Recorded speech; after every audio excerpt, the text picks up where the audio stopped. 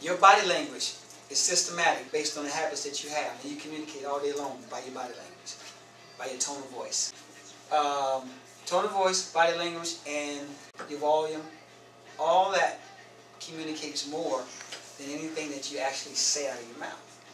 So my point is, when you walk into your home and you see your family interacting and behaving, there's a system there that's governing your home. There's a system that's raising your kids.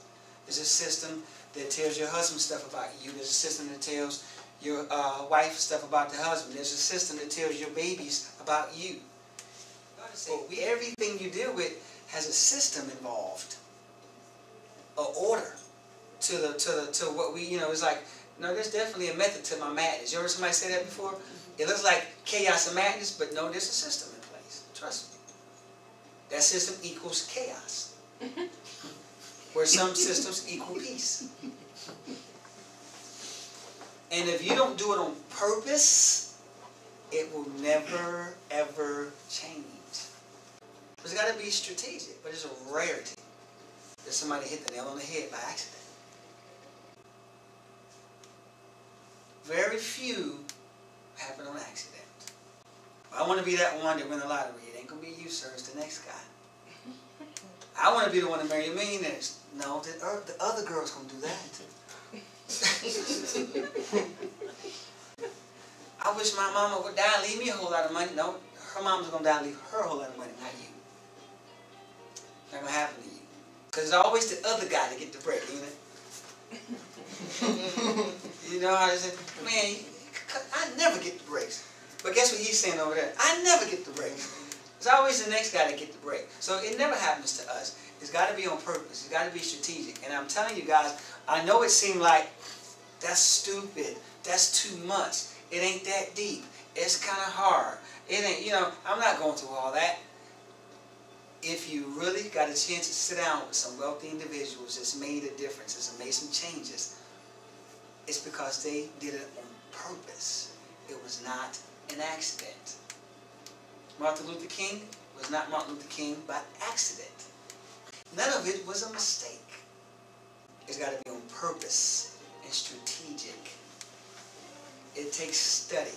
It takes patience. It takes paying attention. It's got to be something that you do on purpose. Because, again, if 3% of the population is financially independent, 3% is financially set, their kids will never have to work. Generations will never have to work. 97% of us are broke. Those are terrible odds. So if those are the odds, let's say you only have a 3% chance of making it by mistake. Not good odds. If somebody gave you a gun and pulled a bullet in it in such a fashion where you had a 3% chance of not shooting yourself and a 97% chance of the bullet going through your head, would you pull the trigger? No. And that's what I'm trying to tell you about our finances and about our productive lives and our relationships in our lives. You have a 3% chance of having the good life. And a 97% chance of having just average stuff. And I like to throw this in there for people when I'm talking to a Christian crowd, and I think some of y'all are Christian. Jesus at the time talked to the multitude of people, did he not? And he said, some fell on wayside ground, stony ground, thorny ground, and good ground. So only 25% chance. 25% chance of being successful with what comes out of what Jesus talks about. Think about it. He talked to 4 different kinds of grounds and said only one of them is good. And what's so crazy about the 25% of the people that got it, that will be successful with what comes out of God's mouth, only 1/3 of the 25% is going to have 100-fold fruit. He said out of the 25% of y'all that get it, out of the good ground, you're going to yield either 30, 60, or 100-fold. Only 25% going to get it. And out of the 25% they get it, only 1/3 going to have a 100-fold return on it. You still have small eyes, guys, is my point. It's got to be on purpose. My thing is, if you got to be in a situation where the odds are against you, you better make sure you're not the one that's outside of the people that make it. So whether you want to look at it from a worldly business point of view or a biblical point of view, you still got to show that on the stick if you don't make sure you maximize what you're hearing. Maximize what you're doing. You got to realize that I can have the kind of life I want.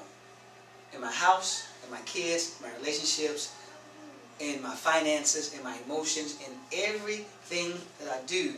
But there's a system that governs it all. And if I don't take it serious to learn these systems around me, I'm destined to die one day at 80, 90, 100 years old, still frustrated because I didn't have what I thought I should have had. But it's not going to happen by mistake.